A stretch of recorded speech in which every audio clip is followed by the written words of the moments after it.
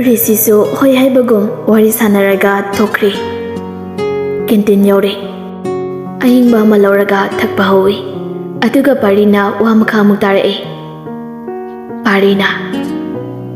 Angang se hana maru hoigi angang ni haiba ai tasengna kangludri. Pari gi wadu tabada risi pari da yenglai. Thaklamiba ahingba adu table aduda thamlaga. Risina. Doctor, angang si hana kangbibro. Pari nofet tauraga. Doctor kaurukano. Hospital manung nati sidi. Mingadom kongresi. Asi hairaga pari wa makha amuk tarai. Khage. Aiga ahumla kumba thengnagre. Risi mamito lakthoaga pari dai fe yengai. Risina. Kamaina kamdongna thengnakibano makatase. Parina mo marupna hana angang ase khanglamade ngasi angang asigi phibam asidagi kan manganglam gadabne. Risi khangningna. Pari kaino nangna haiduba angang asina oiribase karino hayo. Parina. Angang ase aigi patient ni. Mamangdo hospital asida anirak natraga ahumlak kumba lakre. Adubu angang ase hospital asida matomda lakpana maram oiraga anaba asigi maramda wari sanabasu leite. Aisu upai leita tawani. Risi parina koithoktuna leiriba waduda khangningbana. Risina. Maro wadu koithoktabida kaino. Se hayo angang asina narisi kaino. Parina. Brain tumor ni. Last days oiri. Risi makok adu khangpai paiseli. Parina. Ngalingai da oirabadi. Brain si surgery tauraga angang asi kanba yabani. Adubu wafam ase angang masada nongma lakpada haikibani. Ai lakmu changani haina. Adugi matungdagi angang ase amuk hana lakidre maro. Parigi waduda risi taboy tadaboy pamlambadagi tapna hugulai. Aduga masado manglaga khongna puba lambida risi dominarai. Haukiba singning singlai. College da leirambada nanawbana wantharakiba oninglakpa nusa mangalda kuina layu yadaba. Thodok singa do ningsinglaga risi magi mitlu adu pi tana thomatkre. Thangliba khongthang adugi matung inna nanawbana leiriba room aduda lai. Nanawba mamai mamit adu imak maksingkre. Mittu pangningbai pangningdaboy panglaga Thoibiga wari sanarami. Thoibi risina changakpado ubada ibungo angang sibu kaisu tawraro habro. Risi mamai adu fat laithoaga mapi adu thumatlaba mapi adu taithoi. Aduga mai adu mu onsila aga nokfe tawraga. Kaisu tawraro hare. Thoibi nanawbagi makoktuda nana. Noita sauso ahingdi laklani. Isanaba kaya potise. Nanawbasu mayama thola ani tabaduda nokfe tawraga. Yam ngamdana khonjal adu pikna. Aisu kaisu tawrori. Harani. Ekoita sauda yam muninge. Thoibi risida yenglaga. Ibungo pungsuma pantasila tawrise. Yumdusune yumgada thadokpa nungaiti. Napase yumda halan khrasiro. Risina. Masu satpiro. Doctor na kaisu tawroi hai. Thoibina. Hoi. Nasan khoisune ahing yumda thumgadabani. Yumda mi leitrabadi nungairoi. Ichatomba ima yumda chatlukige ko. Nanawba haibagi matogum mangaktumak nomai. Thoibina. Nanawgi sune doctor dane kei saba yaba hanglaga kei no khita laibiruso. Aduga nang supotharo. Risina. Damena ichatomba baba ko yum chalukige ko. Nanawba mangaktumakta nomi. Asumna Thoibiga damenga so thokibaga. Risi nanawbagi manakta famthei. Risina.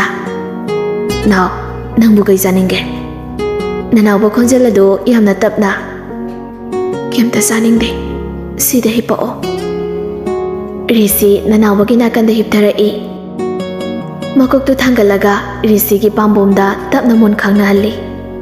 Nanaubana tamo nangi na thanungda leiragadine taibangi awaba pumba loina kawi. Nanauba yamna wana sorado tatli hairakpani. Risi nanauba gi maungdu ta sengna yingba ngamdri. Nanauba sorado wana chauna holaga. Tamo nangi na thanungda aisa kuina hingu tamlamdre. Risi khangba ngamlakdri. Ngasai makai thingduna thamlamba pi adu lepa leitana sithara ai aduga now nang kaisu tawri nangi tamo leirisidi. Nanauwana tamo kaigi kapino ai kaisum tawroi hairaga nupadi kakwadaba nate haridudi. Risi nanaubu mathanungda khangkok monsinduna pena hi launa kaplai. Risina tamo kapti nang bunabu pharadi khanbagi haraubogi pini sidi nang yam phatte na. Nanaubana tamo ai sorun bayam na wai bobiyo. Risina now se watharo mito tapna ushiro tamate mose tamo ise chaglaki. Risi tapna nanawabu mathanungda kolaga isai sakpa haurai. Nungsidra ngasigi ahingse nongalamdaigi sajik thabasu sinarakli. Yengna tumloni nungsidra ngasigi ahingse tapna matamdo ningsinglai. Ahingi lambi nairakli nungsiba wari lehauri aigidi thawai oiriba nangbo.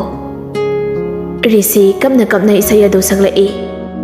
Aduga nanaubada yenglubada nanaubadi mamitu usilaga leirami. Risi nanauba tungkhri khalladuna hik launa makhol thokna kaplai. Risi tapna nanaubagi laibakta chuplaga akutki tawbada nanaubana makut adu farai. Nanaubana tamo chakhinuwa. Risi amuk nanaubagi manakta tapna famlaga. Risina tamo kaisu jatlui. Nanaubana tamo ai amukta famge aibo mukta hugat piyuba. Risina nanaubu tapna hugalaga famali.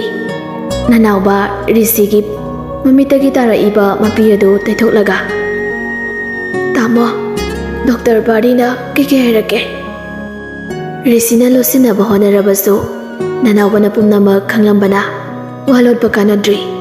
Risi nanaubabu konduna nang yam phatte na nang na su kuibase tamoda pakhung ama chalaga thadamlisi kaigino nang yam phatte. Nanauba soradu tatli mamitusu usilaga.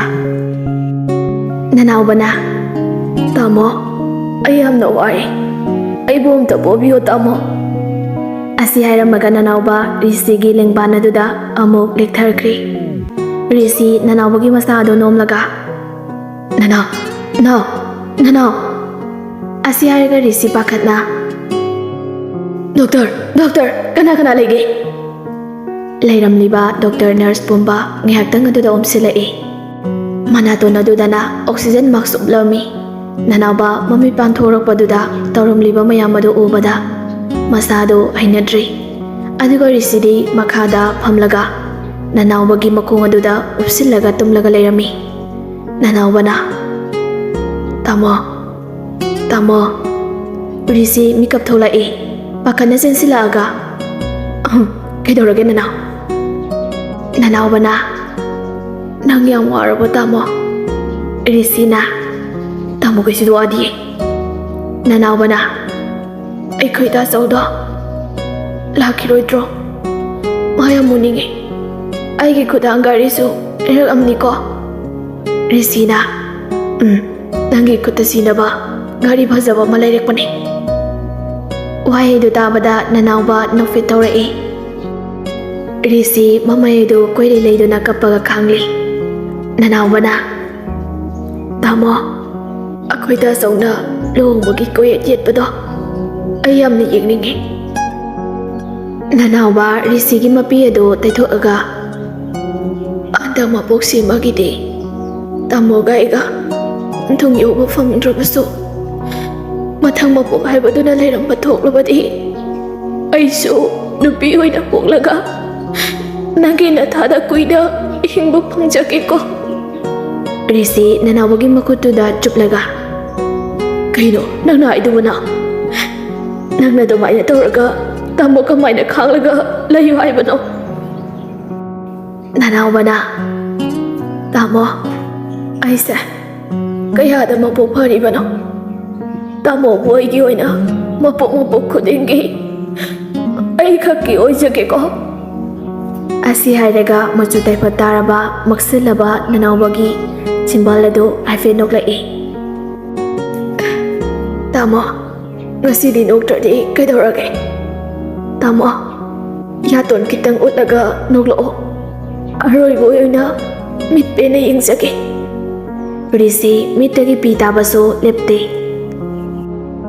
ꯔꯤꯁꯤ ꯌꯥꯇꯣꯟ ꯑꯗꯨ ꯈꯤꯇꯪ ꯎꯠꯂꯒ ꯅꯣꯛꯐꯦꯠ ꯇꯧꯔꯛꯏ꯫ ꯑꯗꯨꯒ ꯅꯅꯥꯎꯕꯒꯤ ꯅꯥꯇꯣꯟ ꯑꯗꯨꯗ ꯁꯤꯛꯂꯒ ꯂꯝ ꯏꯍꯦꯟꯅ ꯍꯦꯜꯂꯗꯅ ꯑꯉꯥꯡꯅꯀꯣ꯫ ꯅꯅꯥꯎꯕꯁꯨ ꯔꯤꯁꯤꯗ ꯅꯨꯡꯁꯤꯅ ꯌꯦꯡꯂꯒ ꯅꯣꯛꯐꯦꯠ ꯇꯧꯔꯛꯏ꯫ ꯅꯅꯥꯎꯕ ꯃꯃꯤꯠꯇꯨ ꯍꯣꯁꯄꯤꯇꯥꯜꯒꯤ ꯊꯣꯡꯖꯤꯜ ꯑꯗꯨꯗ ꯅꯣꯛꯐꯦꯠ ꯇꯧꯗꯨꯅ ꯌꯦꯡꯗꯨꯅ ꯂꯩ꯫ ꯔꯤꯁꯤ ꯅꯅꯥꯎꯕꯒꯤ ꯃꯑꯣꯡ ꯑꯗꯨꯗ ꯉꯛꯂꯒ ꯅꯥꯎ ꯀꯥꯏꯗꯅꯣ ꯌꯦꯡꯂꯤꯗꯨꯕꯣ? ꯅꯅꯥꯎꯕ ꯉꯁꯥꯏ ꯃꯈꯩ ꯁꯣꯟꯊꯔꯝꯕ ꯋꯥ ꯉꯥꯡꯕꯗ ꯋꯥꯔꯝꯕ ꯑꯗꯨ ꯃꯁꯥꯗꯣ ꯈꯤꯇꯪ ꯀꯟꯈꯠꯂꯛꯄꯒꯨꯝ ꯇꯧꯔꯛꯏ꯫ ꯅꯅꯥꯎꯕ ꯃꯃꯥꯒ ꯕꯕꯥꯒꯅ ꯊꯣꯡꯖꯤꯟꯁꯤꯗ ꯂꯦꯞꯄꯒ ꯑꯩꯕꯨ ꯀꯧꯔꯤꯁꯤ ꯎꯗ꯭ꯔꯣ ꯇꯥꯃꯣ?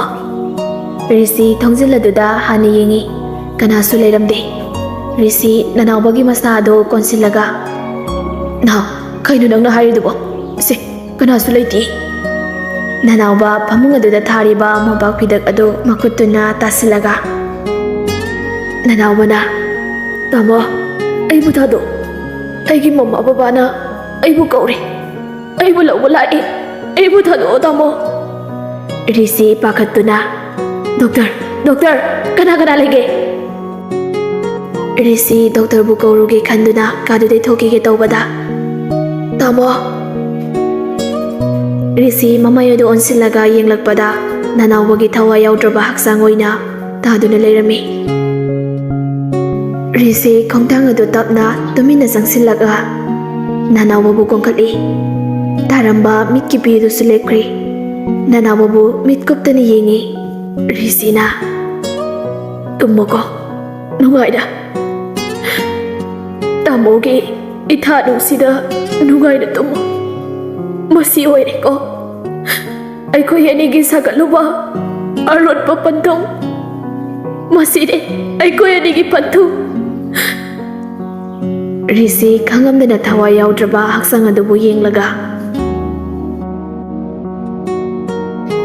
ꯑꯆꯧꯕ ꯋꯥꯈꯜꯅ ꯄꯨꯔꯛꯏꯕ ꯂꯝꯕꯤ ꯑꯗꯨꯒꯤ ꯄꯟꯊꯨꯡ ꯌꯧꯔꯗꯨꯅ ꯒꯥꯔꯤ ꯑꯗꯨ ꯈꯥꯝꯃꯤ꯫ ꯈꯨꯕꯝ ꯑꯗꯨꯒꯤ ꯃꯅꯥꯛꯇ ꯒꯨꯜꯃꯣꯍꯣꯔ ꯄꯥꯝꯕꯤ ꯑꯃꯁꯨ ꯍꯧꯔꯤ꯫ ꯑꯆꯧꯕ ꯂꯩꯔꯤꯕ ꯃꯐꯝ ꯑꯗꯨꯗ ꯈꯨꯔꯨ ꯈꯨꯗꯛ ꯀꯨꯜꯂꯒ ꯅꯅꯥꯎꯕ ꯇꯥꯆꯧ ꯉꯁꯤꯗꯤ ꯗꯣꯛꯇꯔ ꯑꯣꯏꯔꯦ ꯅꯅꯥꯎꯕ꯫ ꯑꯆꯧꯕ ꯃꯈꯨꯠꯇꯨꯅ ꯂꯩꯃꯥꯏꯗ ꯅꯝꯂꯒ ꯈꯨꯔꯨ ꯈꯨꯗꯛ ꯀꯨꯜꯂꯒ ꯃꯀꯣꯛ ꯑꯗꯨ ꯅꯣꯟꯊꯗꯨꯅ ꯀꯞꯂꯤ꯫ ꯑꯗꯨꯒ ꯐꯨꯔꯤꯠꯈꯥꯎꯗꯒꯤ ꯈꯨꯗꯥꯡ ꯘꯔꯤ ꯑꯃ ꯂꯧꯊꯣꯔꯛꯂꯒ ꯃꯨꯡꯐꯝ ꯃꯊꯛ ꯑꯗꯨꯗ ꯊꯝꯃꯤ꯫ ꯑꯆꯧꯕ ꯑꯩꯅ ꯃꯇꯝ ꯀꯨꯏꯅꯗꯒꯤ ꯏꯅꯥꯎꯕꯨ ꯍꯜꯂꯛꯈꯤꯅꯤ ꯈꯜꯂ ꯇꯥꯆꯧꯅ ꯉꯁꯤꯁꯨ ꯏꯅꯥꯎꯕꯨ ꯉꯥꯏꯔꯤ꯫ ꯑꯗꯨꯕꯨ ꯈꯨꯗꯥꯡ ꯘꯔꯤꯁꯤꯃꯗꯤ ꯉꯁꯤꯗꯒꯤ ꯅꯐꯝꯗ ꯁꯤꯟꯅꯔꯕꯅꯤꯀꯣ꯫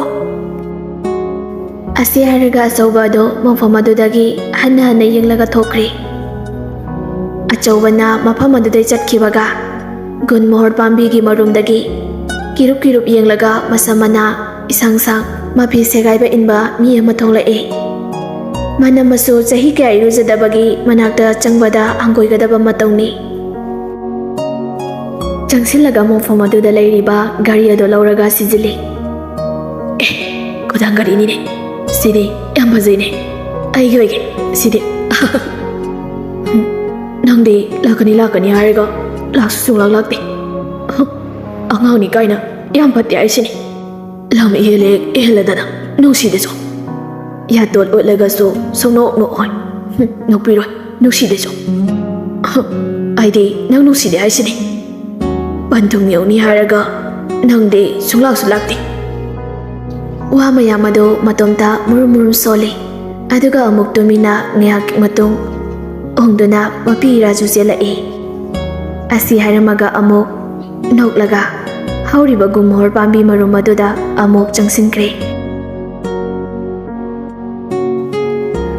matang asida Mashira Panthung hairiba wari asi loijare wari asibu awbadagi loiba phawba tabiriba listener pumnamakpu channel asigi mahut silaga narrator ehakna thagatpa phongdoksari makatana mayamgidamak nungai ba wari kaya ama puduna laksagi masi haraga mayambu amuka hana thagatpa phongdoksari